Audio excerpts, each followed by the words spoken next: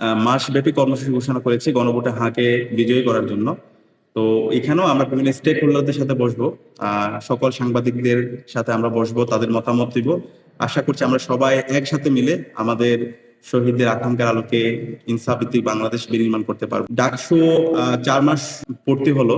এই 4 মাসের মধ্যে আমরা চেষ্টা করেছি যতগুলো ইশতেহার দিয়েছিলাম প্রত্যেকটি ইশতেহার অ্যাড্রেস করার জন্য। এবং এই ঢাকা বিশ্ববিদ্যালয়ে 54% শিক্ষার্থী হচ্ছে নারী শিক্ষার্থী। এই নারী শিক্ষার্থীরা তাদেরকে যেভাবে তাদের যে অধিকার, তাদের যে ন্যায্যতা এনশিওর করা দরকার ছিল, গত 104 বছরে সেটা আমরা নিশ্চিত করতে পারিনি।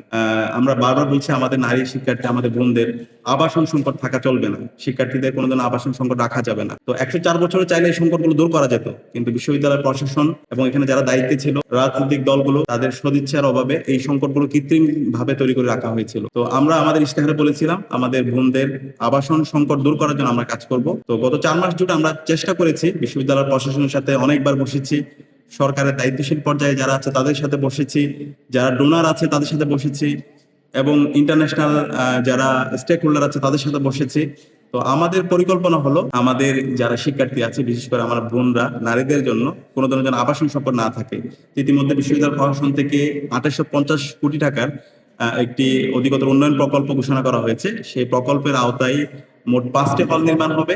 আশা করছি এই হলগুলো যদি নির্মাণ কাজ শেষ হয়, আমাদের শিক্ষার্থীদের, বিশেষ করে নারী শিক্ষার্থীদের আবাসন সংকট থাকবে না ইনশাআল্লাহ। একই সাথে আমাদের নারীদের যে হলগুলো আছে সেই হলগুলোতে এখানে আমাদের বোনদের চিকিৎসার যে নিরাপত্তা সেখান থেকে অনেক বেশি জটিলতা। আমাদের বিশ্ববিদ্যালয় মেডিকেল সেন্টার, সেই মেডিকেল সেন্টারে পর্যাপ্ত ট্রিটমেন্টের ব্যবস্থা করা হয় না, এবং এখানে পর্যাপ্ত ইকুইপমেন্ট নাই। আর আমাদের যে প্রাইভেট যে মেডিকেল গুলো আছে সেই মেডিকেল গুলোর যে খরচ, সেই খরচ দিয়ে আমাদের বোনদের, নারীদের যেভাবে তার চিকিৎসার যে অধিকার, সেই অধিকারটা নিশ্চিত হয় না। তো সেই জায়গা থেকে আমরা চেষ্টা করছি আমাদের মেডিকেল সেন্টারটাকে আধুনিকায়ন করার জন্য, এবং আধুনিকায়নের ইতিমধ্যে আমরা অনেকটা কাজ শেষ করতে পেরেছি।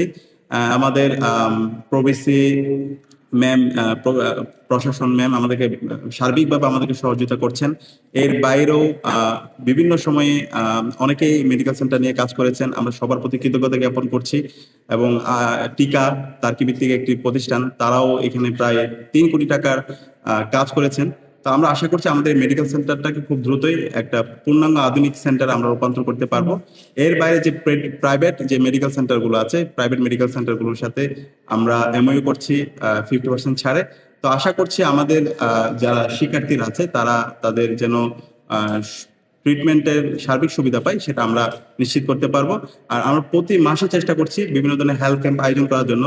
এই হেলথ ক্যাম্পগুলোর মাধ্যমে শিক্ষার্থীরা তাদের ফ্রিতে তাদের যে সেবা সেটা পাচ্ছে, একই সাথে মেডিসিনের আমরা ব্যবস্থা করার চেষ্টা করছি।